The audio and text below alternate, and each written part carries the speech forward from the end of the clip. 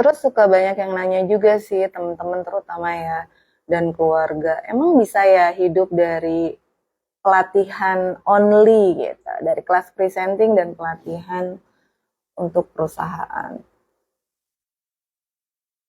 Ya jujur aja kalau kita bergantung sama dua hal itu, ya nggak akan bisa jalan. Karena kan nggak setiap bulan itu ada yang namanya pelatihan ya. Biasanya kan itu di momen-momen di awal tahun atau tengah tahun dan di akhir tahun biasanya. Kalau kelas presenting ya tergantung bagaimana kita jualannya. Tapi jujur aja, jadi entrepreneur itu hidupnya benar-benar tergantung dengan doa. Jadi lucu sih, tiap tahun tuh kadang-kadang rezekinya beda-beda ya. Ada yang rezekinya waktu itu kelas presenting terus ya. Yang dulu kelas presenting tuh 2 bulan sekali, tapi ada di tahun-tahun tertentu sebulan itu bisa 3 kali, sampai kita kadang-kadang, waduh ini jadwalnya bagaimana ya membagi waktunya, karena waktunya di weekend, terus kitanya juga kan punya anak-anak gitu yang butuh perhatian kita juga. Sedangkan Senin sampai Jumat juga kita kadang-kadang ada pekerjaan juga. Nah, di tahun depannya misalkan, jadi nggak sama tuh, misalkan tahun ini dan tahun depan gitu ya, bareng-bareng kerjaannya. Ya adalah kelas presenting lagi banyak, pelatihan juga sesekali ada. Tapi nanti di tahun berikutnya sebaliknya, pelatihan yang banyak, terus kelas presentingnya cuma sedikit. Jadi ya itu tergantung doa. Kalau jadi entrepreneur teman-teman, nasib kita itu benar-benar ditentuin sama Allah sih. Jadi ya harus perbanyak ibadahnya ya, perbanyak doanya. Karena yang nolong kita itu cuman Allah gitu. Jadi ya udah aku sih pasrahin aja karena udah nggak bisa jadi perfeksionis lagi juga gitu. Karena ya alhamdulillah sejauh ini dari tahun 2016 ya, aku mulai bantuin suamiku gitu, kerjaan juga datang sendiri. Belum yang kita, kalau zaman dulu kan kita harus taruh-taruh proposal di setiap perusahaan ya. Alhamdulillah sampai saat ini belum. Tapi mengajukan proposal iya, karena kan setiap permintaan dari klien ya kan harus dihitung, terus harus kita tawarkan materi-materi apa yang akan kita ajukan dan dibutuhkankah sama klien kita pada saat itu. Ya inilah terus berinovasi terus ya, itu nggak bosen-bosen aku sampaikan, karena kalau kita stuck dengan cara yang sama, sulit banget untuk bisa bertahan di bisnis kita gitu. Nah, biar perusahaannya hidup terus, kalau lagi nggak ada job training gitu ya, pelatihan atau kelas presenting, terus ngapain? Nah, itu kan dari pelatihan kita kan memperoleh kepercayaan klien ya, dengan skill-skill kita yang lain. Skill komunikasi itu kan nggak cuman ngajarin cara orang berbicara, terus ngajarin soal kehumasan,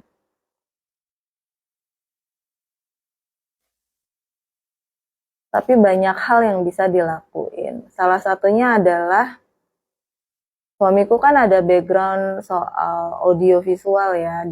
Dia kerja untuk waktu yang lama di bidang broadcast. Jadi beberapa perusahaan meminta juga kita untuk jadi konsultan kalau mereka ada hubungannya dengan broadcast. Kayak misalkan mereka mau mulai bangun studio TV, terus melatih SDM-nya, dari presenternya, dari kameramennya, dan sampai ke editornya. Nah, kita ngadain pelatihan-pelatihan seperti itu dan pendampingan juga. Karena ya namanya juga kan harus berhasil ya, apalagi mau disajikan ke khalayak. Jadi memang harus kita dampingin sampai mereka benar-benar bisa dilepas. Ya, itu tambahannya yang buatku ruang belajar yang baru. Jadi bukan hanya peserta yang belajar, tapi aku juga belajar ya sebagai yang menyediakan pelatihannya. Karena kayak kamera kan aku juga harus belajar ya cara angle video atau foto yang bagus itu seperti apa. Terus cara mengambilnya ya kan biar nggak goyang-goyang atau biar smooth atau ngambil gambar-gambar biar nanti tampilannya jadi lebih beauty. Jadi kan aku mau belajar dari mana lagi mumpung aku ngundang trainernya ya.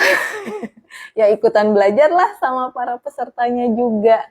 Terus belajar juga soal on cam. Nah, aku juga banyak belajar jadinya.